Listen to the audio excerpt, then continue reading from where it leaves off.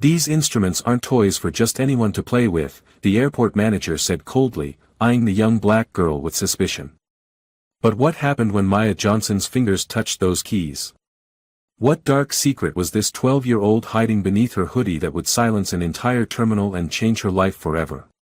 The bruises on her back told one story, but her music was about to tell another.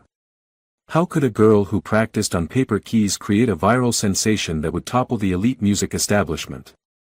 Watch until the end to discover how one moment of courage at an airport piano started a revolution in classical music.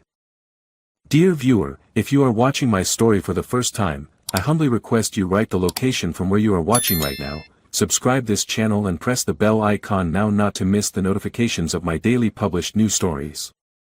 Thank you, and let's dive into the full story. Maya Johnson's slender fingers danced across the paper keyboard taped carefully to her desk. The 12-year-old closed her eyes, hearing the melody in her mind as perfectly as if it were coming from a concert grand. Outside their modest apartment, the sounds of the city created their own chaotic symphony, but in Maya's world, there was only Chopin's Etude Op. 10 No. 4. Maya, dinner. Her mother Amara's voice broke through the imaginary music. Maya reluctantly pulled her hands away from the paper keys. 3 years of practicing this way had taught her discipline, but not how a real piano actually felt. The community center had a piano, but it was often occupied or locked away. Still, in the precious hours she could access it, Maya absorbed everything. Coming, Mom. In the kitchen, her father Dr. Marcus Johnson reviewed patient charts at the table. Despite his medical degree, the family struggled financially. Student loans and the challenges facing black physicians in securing hospital positions had kept them in this small apartment longer than planned. Still practicing, huh? Dr. Johnson smiled proudly. The scholarship audition is next week, Maya said, sliding into her chair. Amara set down a bowl of jambalaya. Your letter came today. Maya's heart skipped. Already? Her mother handed her an envelope bearing the Westridge Academy of Arts logo. Maya's hands trembled as she opened it. We are pleased to inform you that you have been selected for a partial scholarship. I got in. Maya jumped up, nearly knocking over her water. Partial scholarship, her father noted cautiously. We'll still need to cover half the tuition. We'll make it work, Amara said firmly. This is your opportunity, baby. Later that night, Maya lay awake, fingers moving over imaginary keys.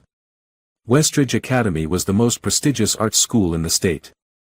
Their students went on to Juilliard, Curtis Institute, and beyond. And now, despite never owning a piano, despite years of teaching herself, she would walk through those doors. I'm ready, she whispered to herself, though a flutter of nervousness contradicted her words. The Westridge Academy building resembled a small castle, with its stone facade and manicured grounds. Maya clutched her second-hand backpack as students streamed past in designer clothes. A sleek black Tesla dropped off a girl with perfectly straightened hair. You've got this, Dr. Johnson said, squeezing Maya's shoulder. Remember why you're here. Inside, Principal Harrington barely looked up from his desk during orientation. New scholarship students to the left, returning students to the right, he announced mechanically. In her first class, Maya sat ramrod straight, absorbing everything. Her music theory teacher seemed impressed by her answers, but when she entered Mrs. Eleanor Whitfield's piano studio, everything changed. The classroom contained 12 gleaming grand pianos. Mrs. Whitfield, a thin woman with graying blonde hair pulled into a severe bun, surveyed the room with piercing blue eyes. New students, raise your hands. Maya and 2 others raised their hands. Names and previous instructors, Mrs. Whitfield demanded. Jessica Palmieri, student of Maestro Abramovich for 8 years, said a confident girl. Tyler Chen, previously with Dr. Wong at Juilliard Prep, said a boy with wire-rimmed glasses. Maya Johnson, Maya said when Mrs. Whitfield's gaze fell on her. I'm mostly self-taught, with some guidance from community programs. A snicker came from somewhere in the room. Mrs. Whitfield's eyebrow arched. Self-taught? Interesting choice for Westridge. Her tone suggested it wasn't interesting at all, but rather inappropriate. Let's begin with demonstrations. Tyler, Jessica, choose your instruments. The two new students selected pianos while Mrs. Whitfield assigned returning students their stations. Maya stood, waiting. Mrs. Whitfield. Maya asked politely. Which piano should I use? The teacher's lips thinned. Let's hear the properly trained students first. After 40 minutes of demonstrations, with Maya still standing, she gathered her courage again. Excuse me, Mrs. Whitfield. May I play now? My back is starting to hurt.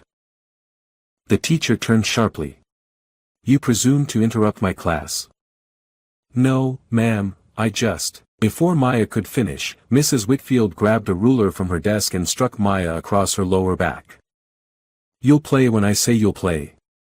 And since you can't wait properly, you can stand for the remainder of class. Tears welled in Maya's eyes as pain radiated across her back. The other students looked away uncomfortably, but no one spoke up. Now, as I was saying before being interrupted. Maya stood for the remaining 40 minutes, the pain in her back overshadowed only by the burning humiliation. Maya didn't tell her parents what happened. How could she? They had sacrificed so much for this opportunity. Instead, she claimed she was just nervous about fitting in when they asked about her subdued mood. The bruise across her lower back darkened over the next few days. Maya slept on her stomach and winced when her backpack brushed against it. In Mrs. Whitfield's class, she was always the last to play, if she got to play at all. The teacher found fault with everything, her posture, her fingering, her interpretation. No, no, and no. Mrs. Whitfield would shout, sometimes slamming the fallboard down, narrowly missing Maya's fingers. Where did you learn to butcher Chopin like this? This isn't some jazz club improvisation. In the third week, a girl named Jasmine passed Maya a note during lunch. Don't let Whitfield get to you. She does this every year to scholarship kids. Jasmine, a sophomore violinist with warm brown skin and braids, became Maya's only friend at Westridge. She explained the unspoken hierarchy, the students whose parents donated wings to the school, the legacies whose families had attended for generations, and at the bottom, the scholarship students who were seen as charity cases.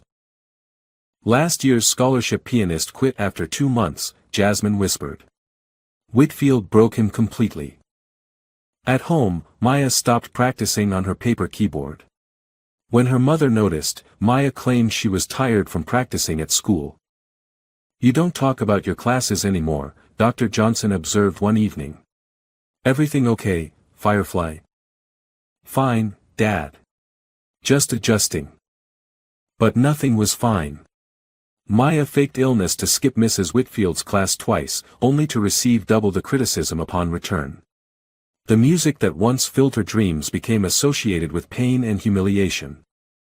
One night, her mother knocked gently on her bedroom door. Your theory teacher emailed. She says you seem withdrawn in class lately. Maya shrugged. The material is harder than I expected. Is someone bothering you? The other kids? Amara sat on the edge of Maya's bed. No, Mom. It's fine. What about your piano teacher? Mrs. Whitfield, right? What's she like? Maya froze. She's strict, she said carefully. She expects a lot. Strict is one thing. Unfair is another, Amara said, studying her daughter's face. There's a difference between pushing you to excellence and something else entirely. I said it's fine. Maya snapped, then immediately regretted it. I'm sorry. I'm just tired. Later that night, Maya winced as she changed into her pajamas.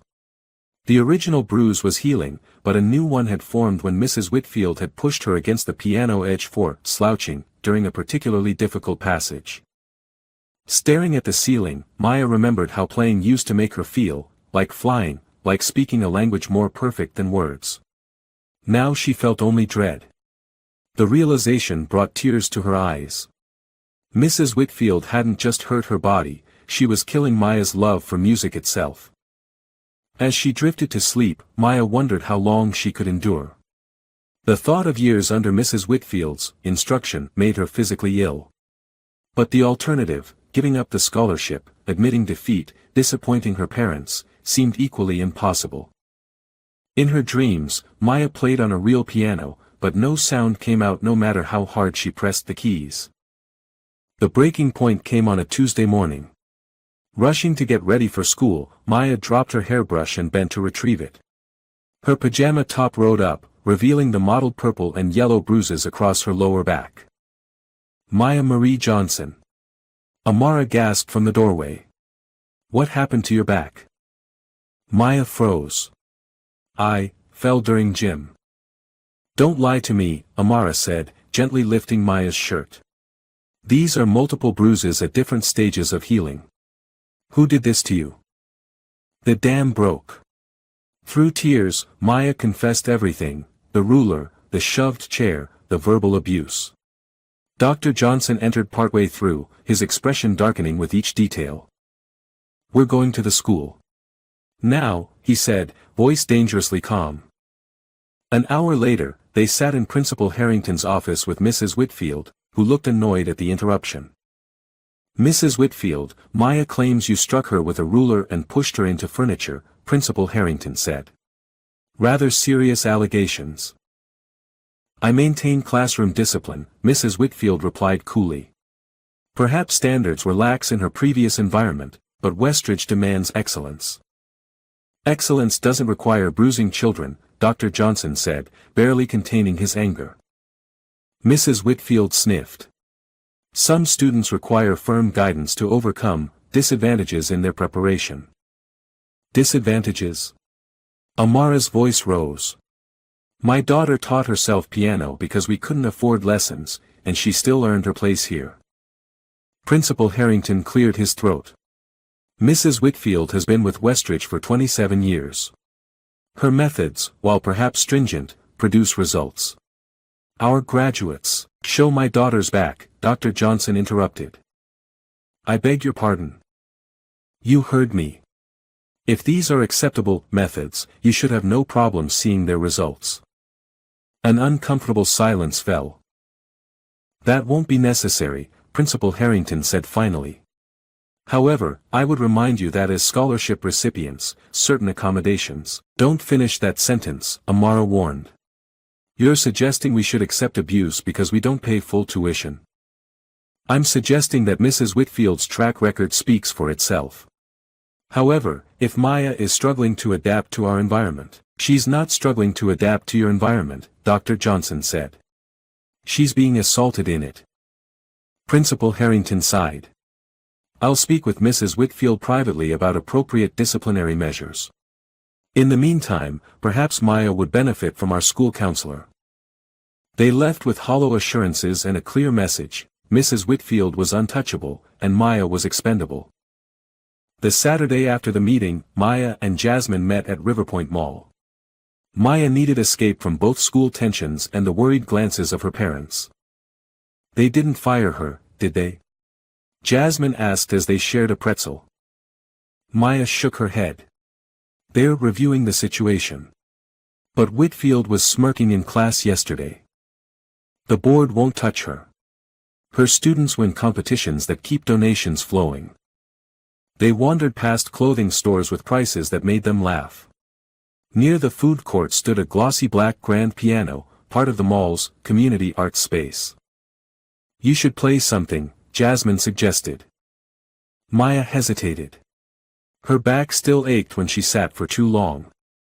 More than that, the joy of playing had been poisoned. I don't know. Come on, no Whitfield here to criticize your unrefined technique, Jasmine mimicked the teacher's pinched expression. As Maya took a step toward the piano, a well-dressed couple in their 50s approached from the opposite direction. Harold, look, the woman said loudly. Another one of those teenagers about to bang on the keys. Her husband nodded. Last time, some kid was pounding out rap music or whatever they call it. On a Steinway. Security should really monitor who touches these instruments, the woman continued, looking pointedly at Maya and Jasmine. Some people just don't understand their value. Maya's steps faltered. She recognized the look, the same one Mrs. Whitfield gave her daily, the one that said she didn't belong in the same room as these instruments. Ignore them, Jasmine whispered, but Maya was already backing away. Let's just go, she murmured. As they walked away, Maya heard the woman say to her husband, that's better. Those people really shouldn't touch such expensive things without supervision.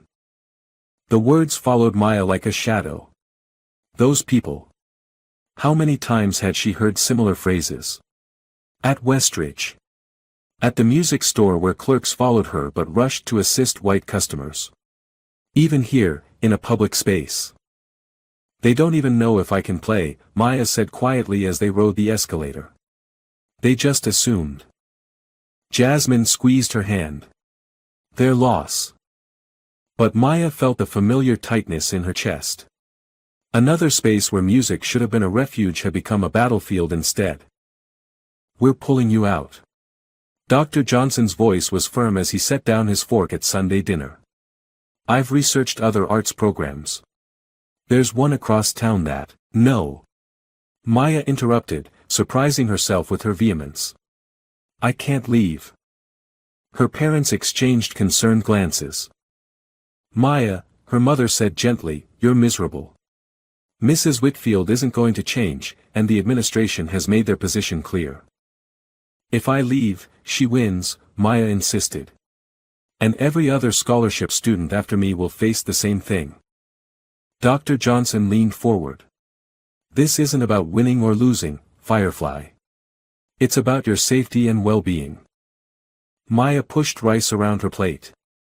What about my musical future? Westridge graduates get into the best conservatories. At what cost? Amara asked. You don't even play at home anymore. She's taking the joy out of music for you. The truth of her mother's words stung. Once, Maya couldn't go a day without playing, even on paper keys. Now she avoided it. 2 more weeks, Maya negotiated. Grandma invited us to Chicago for spring break, right? Let me try until then. If things don't improve, I'll transfer. Her parents conferred silently with their eyes, a language Maya had observed all her life. 2 weeks, Dr. Johnson agreed reluctantly. But any more physical discipline, and we're done immediately. That night, Maya stared at her paper keyboard in the darkness. She hadn't touched it in weeks. Tentatively, she placed her fingers on the silent keys, trying to remember how it felt to love playing. Her phone buzzed with a message from Jasmine. Whitfield's having the spring showcase auditions tomorrow. You should play Chopin's Torrent. The Etude op. 10 No. 4, nicknamed Torrent for its rushing 16th notes, had been Maya's obsession before Westridge. Too difficult, Mrs. Whitfield had said dismissively when Maya mentioned it. Beyond your capabilities. Maya's fingers began to move on the paper keys, slowly at first, then with growing confidence. The music in her head was clear and perfect. Without Whitfield watching, without the pressure of judgment, she remembered why she played. She practiced late into the night, ignoring her aching back. By morning, her decision was made. She would audition with Torrent not to please Whitfield, but to reclaim the piece for herself. At breakfast, she seemed different enough that her mother noticed. You seem lighter today, Amara observed. Something change? Maya smiled, her first genuine smile in weeks. Maybe. I'm auditioning for the showcase today. Dr. Johnson looked up from his coffee. Are you sure that's wise? More time with Whitfield. It's not for her, Maya interrupted. It's for me. Her father studied her face, then nodded slowly. Your mother and I have been talking. After Chicago, regardless of what happens at Westridge, we're going to find a way to get you a real piano. Even if it means extra shifts and tightening our belts. Tears sprang to Maya's eyes. Really? Really, Amara confirmed. You've earned it. Maya hugged them both, careful of her tender back. With or without Westridge, with or without Whitfield's approval, she would have her music. The realization was both empowering and terrifying. As the family prepared for their flight to Chicago the following weekend, Maya felt caught between worlds, the intimidating realm of Westridge and the warm, supportive space of home. Somewhere in between, she needed to find her own voice. Just 2 more days of classes, then Chicago, her mother reminded her. You can do anything for 2 days. Maya nodded, wondering if the showcase audition would change anything. She doubted Mrs. Whitfield would suddenly recognize her talent, but perhaps playing Torrent for herself would be victory enough. The LaGuardia Airport terminal buzzed with activity as Maya and her parents settled into uncomfortable seats. Their flight to Chicago, already delayed 3 hours, had been pushed back again. Weather system over the Midwest, Dr. Johnson explained, returning from the ticket counter. They're saying at least another 2 hours. Maya slumped in her chair. The showcase audition had gone exactly as expected. Mrs. Whitfield had cut her off halfway through Torrent, dismissing her performance as technically inadequate and emotionally immature. The words still stung. I'm going to find some coffee, Amara said. Maya, want to walk a bit? Stretch your legs. Maya shook her head. I'll watch our bags. Once her parents left, Maya pulled out her phone and checked her messages. Nothing from Jasmine, who'd promised to text about whether she'd made it into the showcase. The silence confirmed what Maya already suspected: Mrs. Whitfield had rejected her. Restless, Maya stood and wandered to the terminal windows. Planes taxied across the tarmac under a slate-gray sky. 2 weeks ago, she'd been excited about this trip, her first time on an airplane, her first visit to Chicago to see her grandmother. Now it felt like retreat. Attention passengers, announced a voice over the loudspeaker. Flight 142A to Chicago O'Hare is now delayed until 8:45 p.m. We apologize for the inconvenience. Around her, travelers groaned. An additional 2-hour delay. Maya returned to their seats and texted her parents the update. Her father replied that they'd found a restaurant and would bring back food. With hours to kill and her mood darkening, Maya decided to explore. The terminal stretched in both directions, filled with shops, restaurants, and anxious travelers. She walked slowly, her back still tender despite the week that had passed since Mrs. Whitfield's last correction. Maya paused outside a bookstore, then continued past gates where passengers dozed or stared at phones. The farther she walked, the quieter it became. Eventually, she reached a secluded waiting area with only a few scattered travelers, a pocket of calm in the chaotic airport. That's when she saw it. In the corner of this quiet section stood a sleek black piano. Unlike the mall piano, this one wasn't roped off or marked with warning signs. A simple placard read, "Music brings harmony to travel. Please enjoy respectfully." Maya approached cautiously. The piano gleamed under the ambient lighting, its lid propped open, inviting. She circled it once, admiring the craftsmanship. A Yamaha C7, not quite a concert grand, but close. Her fingers itched to touch the keys. She glanced around. No one was paying attention. The few travelers in this area were absorbed in books or dozed in chairs. Maya's phone vibrated with a text from her mother. "Where are you?" "We're back at our gate with food." "Just walking," Maya replied. "Back soon." She stood before the piano, hesitating. The last time she tried to play in public, at the mall, she'd been humiliated. And her most recent experience with a piano had been the showcase disaster. Yet something pulled her forward. Perhaps it was being far from Westridge, far from Mrs. Whitfield's critical gaze. Perhaps it was simply that here, in this anonymous corner of an airport where no one knew her, Maya could remember who she was before the scholarship, before the bruises. She sat carefully on the bench, adjusting her position to minimize pressure on her tender back. The seat felt both foreign and familiar. It had been so long since she'd sat properly at a real piano rather than standing at one under Mrs. Whitfield's glare. Maya placed her hands on the cool keys, not pressing down, just feeling their smooth surface beneath her fingertips. She closed her eyes and breathed. Maya's fingers rested on the keys, trembling slightly. Despite the ambient noise of the airport, this forgotten corner felt insulated, as if she'd stepped into a bubble of calm. She pressed one key, then another, testing the action and weight.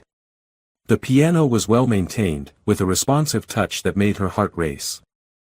Just as she was about to begin playing in earnest, a sharp voice interrupted. "Excuse me, young lady." Maya startled and turned to see an elegantly dressed woman approaching with purposeful strides. She wore a navy pantsuit and an airport management badge that identified her as Victoria Hayes, Terminal Operations. "What do you think you're doing?" Ms. Hayes asked, her tone suggesting she already knew the answer and disapproved. Maya began. "This piano is not a toy," Ms. Hayes cut her off. "It was donated by the Metropolitan Symphony as a performance instrument for traveling musicians who book time slots through airport management." Maya's hands slid from the keys to her lap. The familiar feeling of shame crept up her spine, aggravating the pain in her back. "I didn't know," she said quietly. "There wasn't a sign." Ms. Hayes glanced around. The sign must have been moved. "Regardless, these instruments aren't playthings for just anyone to touch. Do your parents know where you are?" The condescension in her voice was painfully familiar. "Just anyone. Those people. Unrefined technique." The words of Mrs. Whitfield, the mall couple, and now this airport manager blended together in Maya's mind. "I'm a pianist," Maya said, with more confidence than she felt. Ms. Hayes raised an eyebrow, taking in Maya's simple jeans and hoodie, her worn sneakers. "Are you with the Youth Symphony program that arrived earlier?" "No, I'm traveling to Chicago. But I study piano at Westridge Academy of Arts." The woman's expression shifted slightly at the prestigious name, but her skepticism remained. "Even students need proper authorization. I'll have to ask you to step away from the instrument." Maya remained seated.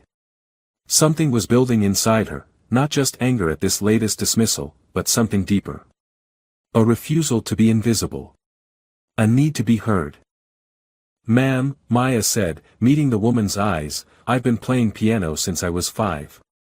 I earned a scholarship to Westridge.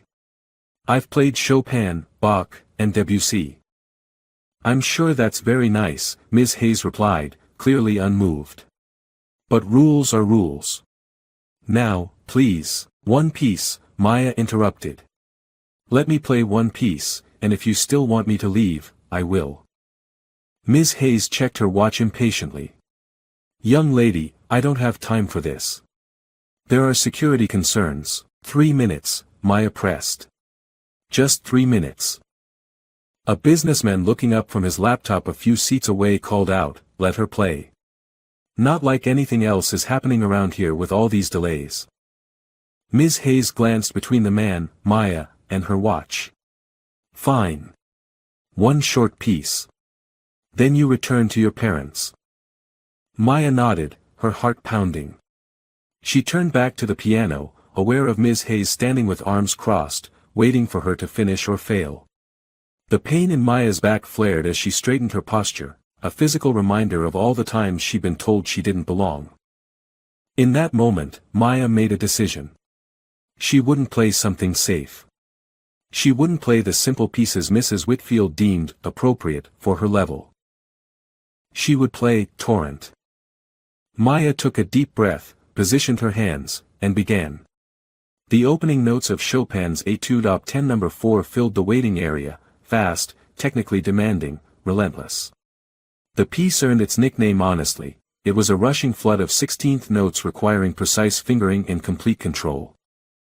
For the first few measures, Maya was conscious of her audience, Ms. Hayes's skeptical gaze, the businessman's mild interest, a few other travelers looking up in surprise. Then, something shifted. The music took over. Maya's fingers flew across the keys with a speed and precision that surprised even her. Months of practice on paper, years of playing any available piano, and a lifetime of hearing the music in her head came together. The pain in her back receded. Mrs. Whitfield's voice faded. There was only Chopin and the magnificent instrument beneath her fingers. The cascading notes of Torrent filled the terminal corner, each phrase flowing into the next with gathering momentum. Maya's fingers danced across the keys with precision born of countless hours of practice, real and imagined. Her body swayed slightly with the music's intensity, the residual pain in her back forgotten in the rush of performance. As the piece progressed, Maya became aware of a shift in the atmosphere. The businessman had set aside his laptop. Ms. Hayes's arms had uncrossed, her stern expression replaced by something unreadable. A few travelers who had been hurrying past slowed, then stopped. Maya didn't look up. She couldn't afford to break concentration on the notoriously difficult piece.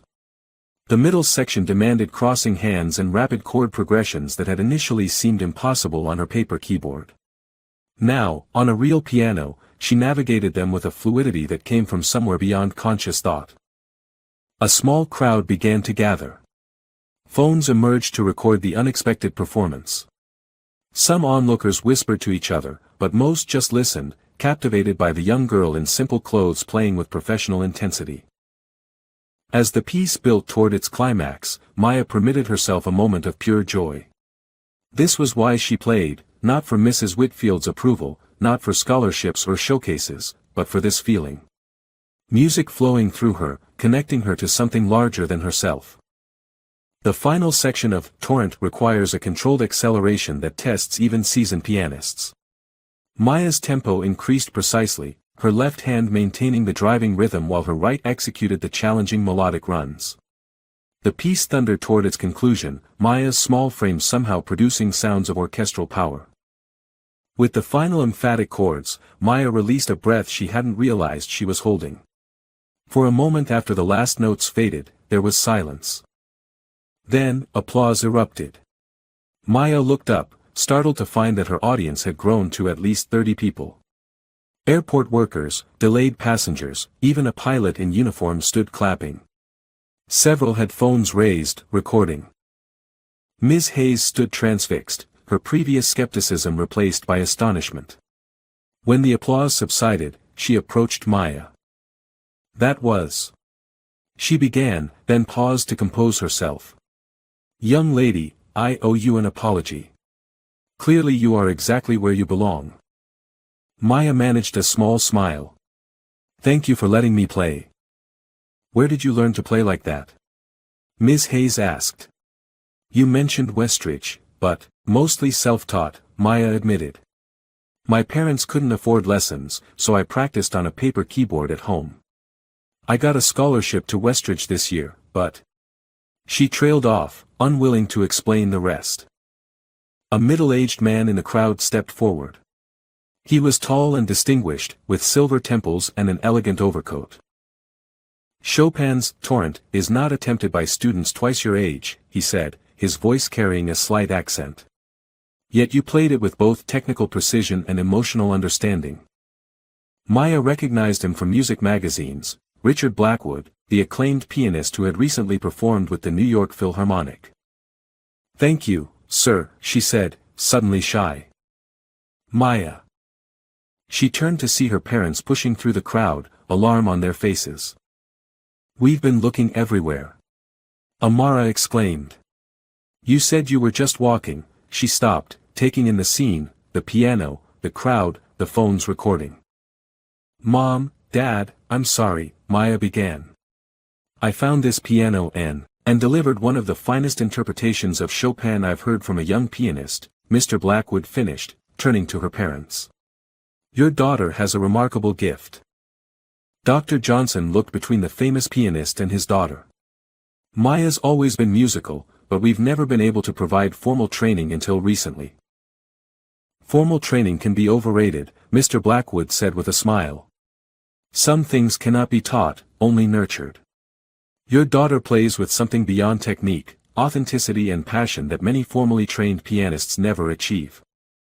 As the crowd dispersed, Ms. Hayes approached Maya's parents.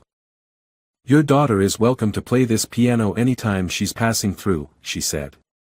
"In fact, we'd be honored." Maya felt a warmth spreading through her chest. For the first time since starting at Westridge, she'd been seen, truly seen, for her talent, not judged for her background or how she learned. As they started back toward their gate, the Chicago-bound flight finally announced for boarding, Maya realized something had fundamentally changed. In playing Torrent, she had reclaimed not just the piece, but herself. Their departure gate was buzzing with activity when they arrived. Passengers gathered their belongings, lining up to board. But as Maya and her parents joined the queue, they noticed something odd. People were looking at them. Some pointed discreetly, others smiled or nodded in recognition. "What's going on?" Maya whispered to her father. Dr. Johnson looked equally puzzled until a woman approached, phone in hand. "Is this your daughter?" she asked, showing them a video.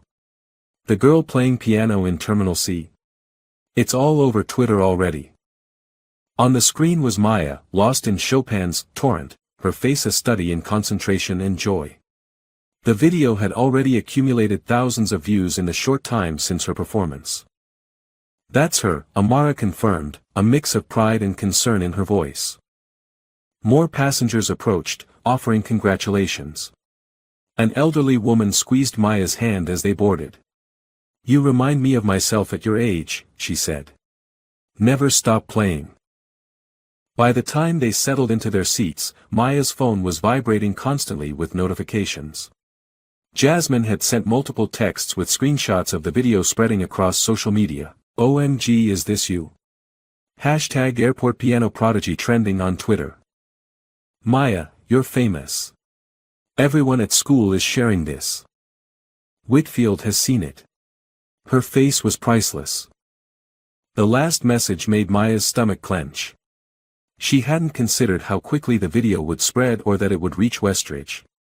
What would this mean for her already tenuous position at the school? "Maya," her father said gently, "Mr. Blackwood gave me his card before we left. He wants to speak with us when we return from Chicago." Maya's eyes widened. "Richard Blackwood? Why?" "He mentioned something about mentorship opportunities," Amara said. "And a summer program at Juilliard where he teaches." Before Maya could process this, her phone lit up with an unknown number. When she answered, a woman's crisp voice identified herself as a producer for Good Morning America. "We'd love to have you on the show next week," the producer said. "Your story is extraordinary, self-taught on a paper keyboard to playing Chopin at that level. Our viewers would be inspired." By the time they landed in Chicago, 3 hours later, the video had millions of views across platforms. Maya's grandmother met them at baggage claim with newspaper printouts of the story already being covered in local Chicago papers. Airport Piano Prodigy takes internet by storm. That evening, as they settled into her grandmother's cozy living room, Maya finally had a moment to breathe. Her phone continued buzzing with interview requests, messages from classmates she barely knew, and even an email from Principal Harrington requesting a meeting upon her return. "It's overwhelming," she admitted to her parents. "Yesterday, I was just trying to survive Mrs. Whitfield's class. Now strangers know my name." "You don't have to do any interviews or shows," Dr. Johnson assured her. "This can be as big or small as you want it to be." Maya thought about that. Part of her wanted to hide from the attention. Another part recognized an opportunity, not just for herself, but for every student who'd been made to feel they didn't belong. "I think," she said slowly, "I want to tell my story. The whole story." The next morning, Maya woke to find Richard Blackwood had emailed her parents directly after discovering their contact information through mutual connections at Westridge. "Your daughter's talent is exceptional," he wrote. "But more than that, her resilience in continuing to pursue music despite obstacles speaks to her character. I would like to offer her a full scholarship to the Blackwood Summer Institute at Juilliard, with potential for ongoing mentorship." As Maya read the email over breakfast, tears filled her eyes. For years, she'd dreamed of just having a real piano. Now, Juilliard, the pinnacle of music education, was within reach. "There's more," Amara said, scrolling through her phone. "The Metropolitan Symphony has offered to donate a baby grand piano. They say it's a gesture of support for emerging talent regardless of background. Maya's grandmother squeezed her hand. I always told your parents you were special. Not because of how you play, though that's remarkable, but because of how you kept playing even when it was just on paper. Maya looked around at her family, her father radiating quiet pride, her mother wiping away tears, her grandmother nodding approval. Despite all that had happened, despite Mrs. Whitfield and the humiliation, she'd found her way back to music. More importantly, she'd found her voice. As they prepared for their television appearance the following morning, her first of several interviews during their Chicago stay, Maya felt a strange new confidence. Whatever awaited her at Westridge upon their return, she was no longer the same girl who had walked through those doors a few months ago. The world was listening now. The Johnson family's return flight to New York was upgraded to first class, courtesy of the airline that had suddenly discovered the marketing value of #Airport Piano Prodigy. Maya spent the flight alternating between nervousness about her return to Westridge and excitement about her upcoming audition for the Blackwood Summer Institute. The week in Chicago had been transformative. After appearances on 3 morning shows and an in-depth interview with a classical music publication, Maya's story had resonated far beyond viral video fame. Musicians, teachers, and parents around the country shared similar experiences of gatekeeping and elitism in arts education. A famous conservatory had announced a review of their scholarship programs. The hashtag music for everyone was trending. But now reality awaited. Principal Harrington's email had been professionally worded but cryptic. We look forward to discussing recent developments upon your return. Jasmine met them at the airport, enveloping Maya in a hug. You're a legend, she exclaimed. Everyone's talking about you, even the donor families. What about Mrs. Whitfield? Maya asked quietly. Jasmine's expression sobered. She's been quiet.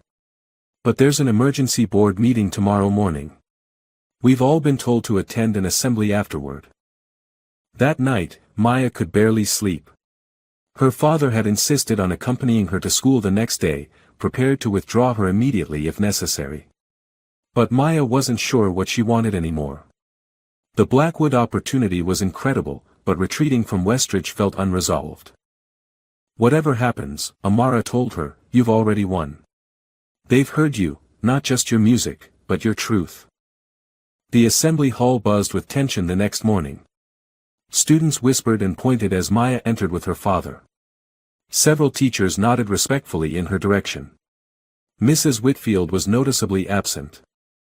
Principal Harrington approached the podium, flanked by several formally dressed adults Maya recognized as board members. As you're all aware, he began, Westridge Academy prides itself on excellence. Our reputation depends on maintaining the highest standards of both artistic achievement and educational integrity. The hall fell silent. Recent events have brought to light certain practices that do not align with our institutional values, he continued. The board has conducted a thorough review and made several decisions effective immediately. He gestured to a stern-looking woman beside him. Board Chairwoman Dr. Reynolds will address these changes. Dr. Reynolds stepped forward. Following multiple accounts from current and former students, corroborated by video evidence, the board has placed Mrs. Eleanor Whitfield on administrative leave pending further investigation. A gasp rippled through the assembly. Furthermore, Dr. Reynolds continued, we are implementing a comprehensive review of disciplinary practices across all departments, with a zero-tolerance policy for physical punishment of any kind. Maya felt her father's hand tighten on her shoulder. While artistic excellence remains our priority, Dr. Reynolds said, looking directly at Maya, we acknowledge that talent manifests in many forms and through many paths. Westridge must be a place that nurtures exceptional ability regardless of background. After the assembly, Principal Harrington asked to speak with Maya and her father privately. In his office, his demeanor was markedly different from their previous encounter. Ms. Johnson, he said, addressing Maya directly rather than speaking to her father, on behalf of the institution, I extend our sincere apologies for your experience here. The board has requested that I personally ensure your continued education at Westridge includes appropriate support and mentorship. What about other scholarship students? Maya asked. Will they be treated differently too? Principal Harrington looked uncomfortable. We're implementing changes across all departments. Changes that wouldn't have happened without that video going viral, Dr. Johnson noted. Perhaps, Principal Harrington conceded. But they are happening nonetheless. Additionally, the board has approved a full scholarship for Maya for the remainder of her time at Westridge, including a stipend for appropriate musical equipment. As they left the office, Jasmine was waiting. So? She asked anxiously. Mrs. Whitfield is gone, Maya said, still processing.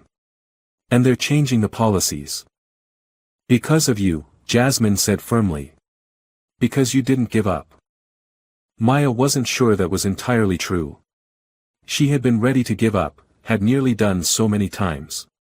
It was chance, or perhaps fate, that had placed that airport piano in her path. But she had chosen to sit down.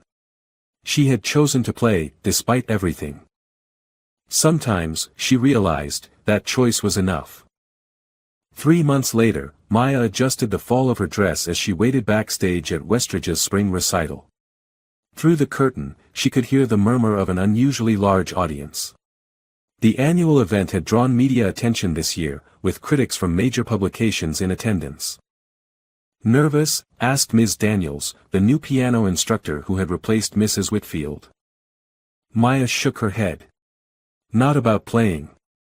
Ms. Daniels smiled understandingly. Your composition is beautiful, Maya. It's ready to be heard.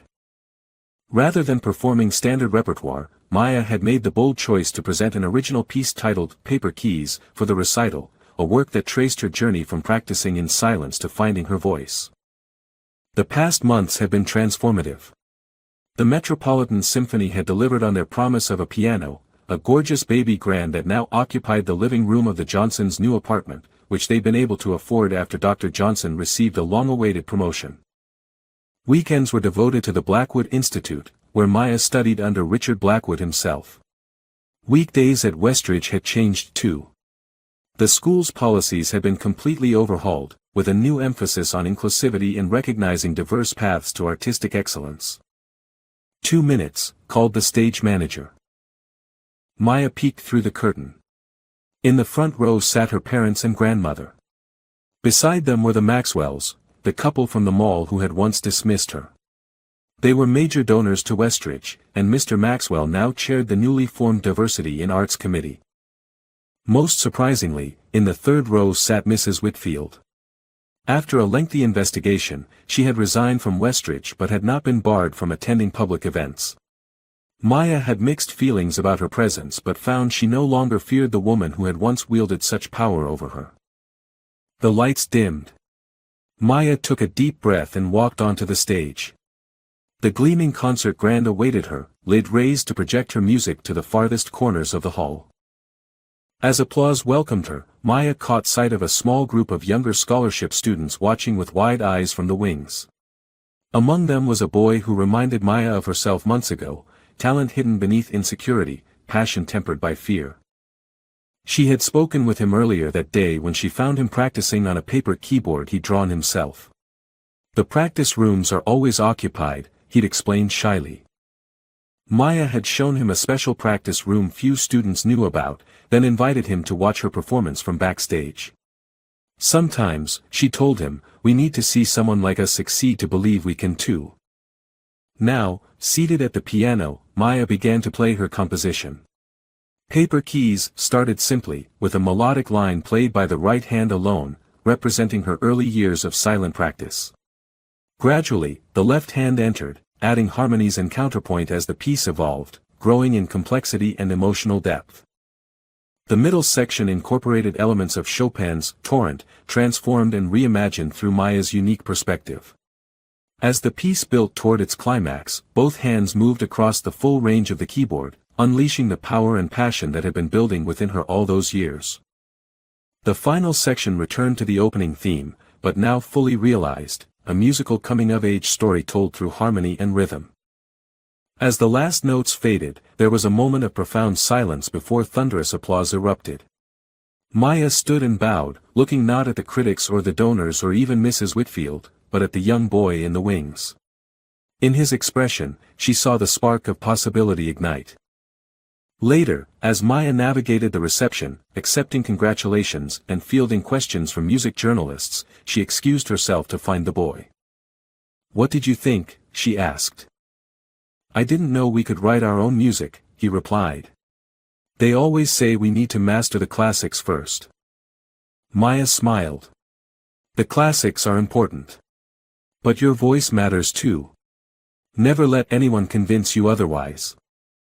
She guided him to the now empty recital hall where the concert grand still stood, lid open. "Would you like to try it?" she asked. "No audience, no pressure." He hesitated, just as she once had. "What if I'm not good enough?" "That's not what matters," Maya said, reflecting on her journey. "What matters is that you play your truth, whatever that sounds like." As the boy tentatively took his place at the piano, Maya stepped back. His first hesitant notes grew more confident with each measure.